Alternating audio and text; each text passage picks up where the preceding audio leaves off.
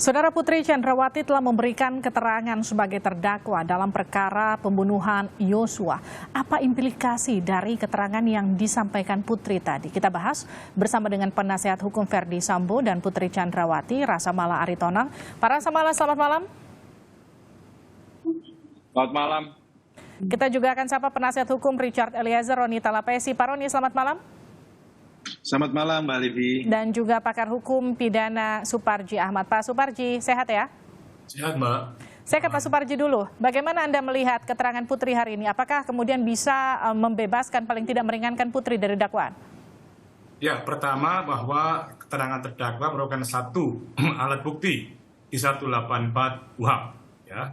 Kemudian yang kedua bahwa keterangan terdakwa tadi itu akan menjadi salah satu pertimbangan majelis hakim untuk mengambil suatu putusan. Nah, yang ketiga bahwa keterangan terdakwa tadi bisa memberatkan atau kemudian meringankan.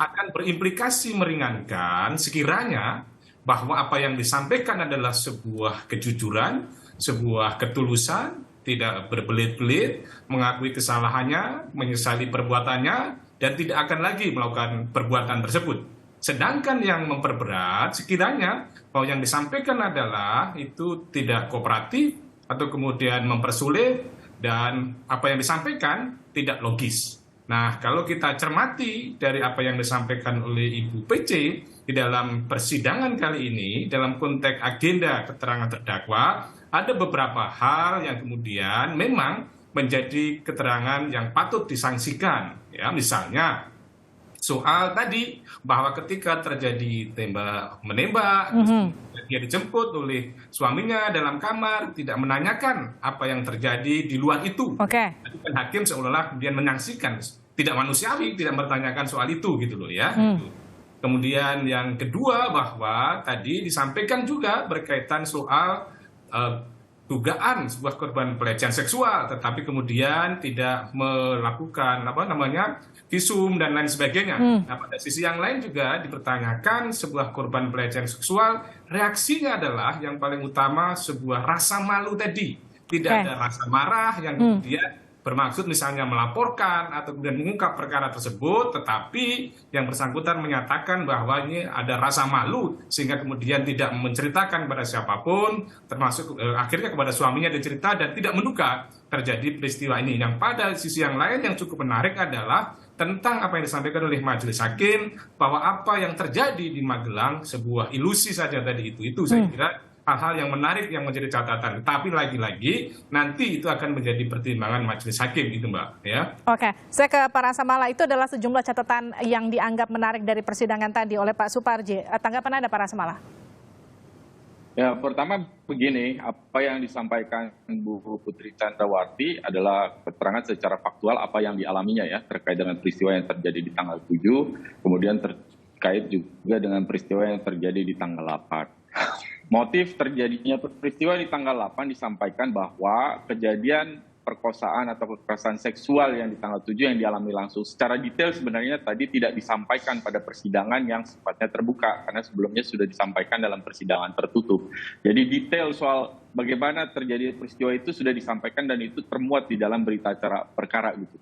Nah, dalam persidangan sebelumnya keterangan yang disampaikan oleh Bu Putri sudah dikonfirmasi akurasi validitasnya ya soal kredibilitas keterangan itu lewat keterangan apsifor psikolog forensik yang menyampaikan bahwa keterangan tersebut disampaikan kredibel, ya, secara kredibel. Jadi bukan hanya keterangan Bu Putri saja, tetapi juga dikonfirmasi lewat sejumlah asesmen pengujian soal keterangan tersebut. Memang kacamata kita melihat dalam konteks bagaimana peristiwa kekerasan seksual terjadi itu tidak mungkin pakai kacamata seorang laki-laki, itu sulit saya pikir. Karena memang ini kejadian kekerasan seksual berdasarkan penelitian itu kerap terjadi banyakan terjadi pada perempuan, dan dalam banyak studi menyampaikan bagaimana seorang perempuan yang mengalami kekerasan seksual kemudian memandang bahwa peristiwa itu sebagai sebuah aib, sehingga untuk menyampaikan kepada orang lain itu sesuatu yang sangat sulit, sehingga pada dasarnya persidangan hari ini yang juga mendudukan Bu Putri sebagai terdakwa sebenarnya menempatkan kembali korban sebagai korban kembali. Jadi ini viktimisasi sekunder dalam konteks viktimologi sebenarnya. Kalau kita membaca buku-buku soal viktimologi dan juga studi-studi riset soal itu. Artinya apa? Apa yang disampaikan Bu Putri tadi, bahwa untuk menyampaikan ke suaminya saja, dia malu untuk menyampaikan soal aib itu. Dengan mempertimbangkan apakah suaminya setelah disampaikan perkosaan masih mau menerima dia sebagai seorang istri yang sudah pernah mengalami perkosaan. Itu situasi yang sulit. Mungkin kalau Pak Suparji sebagai laki-laki tidak bisa memahami itu. Tapi dalam studi soal kekerasan yang terjadi pada perempuan itu yang hampir dialami oleh semua peristiwa oleh korban-korban perempuan. Sekali lagi saya catat ini korban perempuan. Gitu. Baik. Nah sekali lagi sebenarnya catatan persidangan ini antara lain banyak informasi yang disampaikan yang harusnya itu pada sidang tertutup. Karena memang sifatnya sangat personal dan sekali lagi ini viktimisasi sekunder, double viktimisasi korban yang sudah menjadi korban dalam perkosaan kemudian ditempatkan lagi sebagai korban dalam pemeriksaan persidangan ini yang disaksikan oleh begitu banyak orang yang mengungkap aib dia. Tadi dia sudah sampaikan itu sebagai aib. Dan ketika jaksa menanyakan bahwa mengapa tidak menunjukkan soal lebam di paha kirinya, di kaki kirinya, untuk menyampaikan saja beliau sudah sulit begitu. Sampai kemudian bisa menceritakan detail saja itu sudah upaya yang menurut yang bersangkutan itu upaya yang sudah luar biasa yang bisa disampaikan. Baik, tapi kan tadi ada pernyataan kedua, dari, baik Pak Rasamala, ini tadi ada pernyataan dari Bu Putri yang menyatakan ia tidak mengerti kenapa ia harus jadi tersangka. Seperti yang tadi Anda katakan sudah jatuh tertimpa tangga. Tapi kan pasal yang dijerat ini tidak main-main, pasal pembunuhan berencana 340. Apakah kemudian dari awal tidak ada pernyataan, penjelasan apa yang membuat Putri kemudian dijerat pasal 340? Konteks pertanyaan itu begini, apakah Bu Putri paham mengapa kemudian ia didakwa dengan ketentuan pasal 340? Dalam persidangan kita dari awal sampai dengan hari ini, tidak ada fakta persidangan yang menunjukkan kontribusi aktif dari Bu Putri dalam peristiwa hilangnya nyawa korban Joshua. Tadi disampaikan bahwa pada saat penembakan bahkan Bu Putri ada di dalam kamar. Dia tidak mengetahui Pak Ferdi Sambo datang, dia tidak mengetahui ada peristiwa tersebut, dia baru tahu pada tanggal 9. Begitu. Yang dia lakukan, dia hanya menceritakan kepada suaminya pada tanggal 8 ada kejadian di tanggal 7. Hanya itu saja. Kemudian dia pergi isolasi berdiam di dalam kamar. Itu yang kemudian dijelaskan oleh Bu Putri, saya tidak paham mengapa kemudian saya didakwa berencana hanya dengan fakta bahwa saya ada dalam peristiwa itu dengan melaporkan ke suami saya, setelah itu saya isolasi di dalam kamar pada saat peristiwa itu terjadi dan tidak mengetahui sama sekali terjadinya peristiwa tersebut. Sekali lagi kita bicara dalam konteks pembuktian, artinya ini berkorelasi adalah kalau didakwa di bagian mana peran aktif Bu Putri dalam peristiwa-peristiwa tersebut, itu yang menurut hemat kami juga sebagai penasihat hukum itu tidak bisa dibuktikan oleh jaksa. Bahwa ada pertanyaan misalnya apakah mencegah ketika Pak Sambo emosi, saya pikir mereka sama-sama dalam situasi yang sulit. Ketika Bu Putri menjelaskan dia dalam kondisi trauma, dia memikirkan dirinya sendiri, pada saat yang sama juga Pak Sambo mendengar laporan yang disampaikan istrinya, tentu secara alamiah dia menjadi sangat emosional. Saya kira itu mesti dilihat secara terbuka ya. Sekali lagi persidangan ini kan tidak hanya menutup diri pada satu informasi, tetapi harus mendengarkan semua pihak gitu. Dan ini didukung dengan keterangan apsifor. Sekali lagi, ini tidak hanya keterangan yang bersangkutan saja. Baik. Ada keterangan psikolog forensik, juga ada saksi-saksi yang lain yang melihat walaupun itu setelah terjadinya peristiwa ya. Selamat menunaikan ibadah sholat maghrib untuk Anda yang berada di wilayah Jakarta dan sekitarnya. Kita masih berbincang bersama dengan sejumlah kuasa hukum. Dari Richard Eliezer ada Roni Talapesi, dari Putri Chandrawati dan Ferdi Sambo ada Rasamala Aritonang, juga ada pengamat hukum pidana Suparji Ahmad.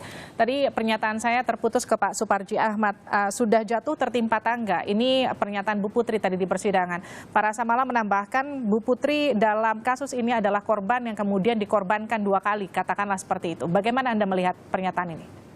Ya, pertama pernyataan tersebut tentunya patut dihargai ya sebagai sebuah derita reaksi ya atas derita lahir dan batin dari Bu PC ya.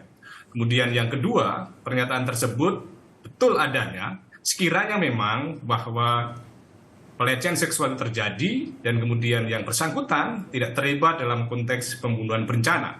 Tetapi sebaliknya, pernyataan tersebut akan menjadi satu hal yang memberatkan sekiranya pelecehan seksual itu tidak terbukti, setidaknya hakim tidak yakin akan adanya pelecehan seksual dan kemudian tidak logis ketika kemudian tidak ikut atau kemudian tidak terlibat dalam konteks pembunuhan berencana. Jadi menurut saya ini akan kembali kepada keyakinan dari majelis hakim apakah kemudian menggunakan logika tentang persesuaian fakta-fakta berdasarkan alat bukti yang ada dalam persidangan atau kemudian melihat secara material berdasarkan keyakinan yang terbentuk dengan logika-logika yang terbangun. Nah, pada sisi yang lain saya kira cukup menarik adalah ketika Ibu PC ditanya kenapa saudara jadi tersangka atau tidak. Mestinya jawabannya tadi itu seperti Bang Rasa Mala tadi, bahwa sebetulnya dia telah mengalami sebuah double kriminalisasi tadi itu. Tetapi ketika kemudian menjawab, dia tidak tahu sama sekali, ini seolah-olah kan kemudian mengabaikan tentang proses perjalanan persidangan. Tapi lagi-lagi mungkin itu punya strategi tersendiri. Namun demikian, bahwa itu akan menjadi penilaian majelis hakim bagaimana seorang terdakwa tadi berkooperasi atau kooperatif dalam proses pemeriksaan tadi itu.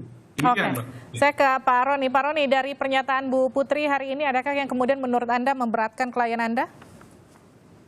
Iya, kalau kami lihat kan terjadinya, kalau disampaikan kan pelecehan, kalau kita lihat bahwa ada ahli yang menyampaikan bahwa harusnya terjadi kegoncangan mental ya. Tetapi kan di fakta persidangan kan disampaikan bahwa ketika dari Magelang tidak mau satu mobil, tetapi kenapa dari rumah Saguling ke rumah Duren 3 mau satu mobil, itu yang jadi pertanyaan dari majelis hakim. Kemudian juga pun ditanyakan oleh jaksa penuntut umum terkait dengan kemudian ke lantai 3 yang bersama Kuat Maruf. Dan juga itu kan dipertegas juga sama majelis hakim ketika ditunjukkan CCTV. Di situ kalau kita lihat di persidangan, CCTV itu ditunjukkan itu saudara Putri Candrawati memanggil Kuat Maruf, ada gerakan tangan gitu loh. Ini kan yang dibantah oleh saudara Putri Candrawati kan. Tapi ya kalau kita melihat bahwa peristiwa yang ada di lantai 3 ini kan, itu kan disampaikan oleh Putri Candrawati persidangan hari ini kan, dia bicara dengan Ferdi Sambo kan, kemudian sampaikan bahwa nanti akan dipanggil klarifikasi. Nah ini yang sebenarnya kalau kita lihat bahwa peristiwa pidana yang ada di rumah Saguling rangkaiannya sudah ada, Mbak Livi. Seperti itu, Mbak. Oke, tapi kan ini juga di dalam persidangan Putri juga menyebut tak perintahkan Eliezer untuk mengantarkan senjata. Ya, itu yang kali dari awal kan kita sudah sampaikan kan, bahwa keterangan dari Kuat Maruf sudah sampaikan juga bahwa bersama Eliezer datang ke tengah. Tetapi jadi pertanyaan kan kenapa tidak ada di CCTV kan? Kalau kita lihat di persidangan kemudian juga hakim sampaikan kan kalau CCTV ini tercecer, Mbak Livi. Jadi sebenarnya sudah terungkap, Mbak Livi. Termasuk Putri yang menyatakan tidak melihat Eliezer di momen penembakan di Duren 3.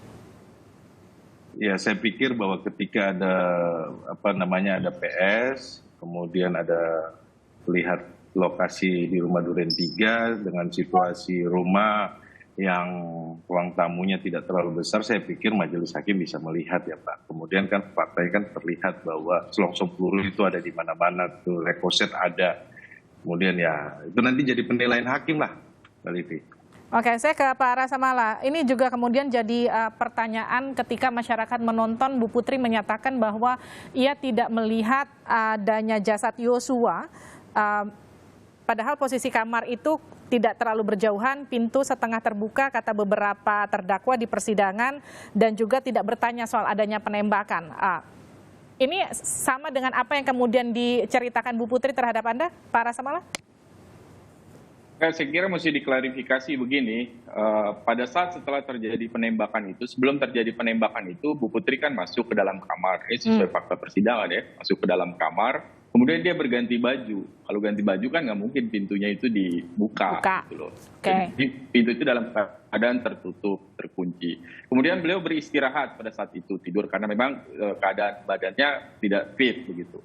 Nah, kemudian pada saat beliau berbaring, terdengarlah suara letusan tembakan tersebut. Jadi pada saat peristiwa itu terjadi, pintu dalam keadaan tertutup. Itu jelas itu fakta persidangan dan juga berkesesuaian dengan saksi-saksi yang lain. Setelah terjadi peristiwa itu, itu baru Pak Ferdi Sambo masuk ke dalam menjemput Bu Putri dan disitulah pintu terbuka. Kemudian membawa Bu Putri, cara membawanya adalah dengan membekap Bu Putri ke dada Pak Ferdi Sambo. Maksud Pak FS dalam keterangannya adalah untuk menghindari jangan sampai Bu Putri bisa melihat bagaimana kejadian yang ada di luar. Memang dia tidak mau memperlihatkan kejadian yang ada di luar kepada Bu Putri. Sehingga ketika Bu Putri keluar lewat dapur, beliau sama sekali tidak melihat bagaimana situasi di ruang tamu pada saat beliau melewati itu. Jadi dia dituntun dengan dibekap kepalanya ke dada Pak Ferdi Sambo sehingga tidak bisa melihat keadaan sekitar. Baru dibuka setelah keluar di garasi. Disitulah masuk ke mobil begitu. Jadi ada beberapa hal yang memang harus dilihat secara kontekstual. Kalau tadi kita bicara dalam konteks dakwaan ini adalah 340, yaitu tuduhan bahwa adanya rencana untuk menghilangkan nyawa Joshua, yang menjadi pertanyaan di bagian mana kontribusi Bu Putri dalam tujuan tersebut. Karena faktanya dalam persidangan Bu Putri hanya naik ke lantai 3 di Saguling, bertemu dengan suami, melaporkan kejadian di tanggal 7, setelah itu pergi isoman dan berdiam di dalam kamar. Begitu. Jadi artinya tidak mungkin satu kesimpulan nanti ditarik melompat gitu, logikanya melompat, tiba-tiba dia menjadi peserta dalam pembunuhan tersebut. Itu logical fallacy saya pikir dalam konteks pembuktian perkara dalam apalagi kalau nanti sampai dihukum. Oke, ini pertanyaan terakhir untuk Anda Pak Rasamala. Pernyataan Bu Putri hari ini di persidangan apakah cukup untuk meyakinkan hakim untuk meringankan hukumannya nanti? Saya kira apa yang disampaikan Bu Putri hari ini adalah fakta atau keterangan apa adanya yang memang itu yang sudah dialami oleh beliau. Dan keterangan itu terutama soal kejadian apa yang terjadi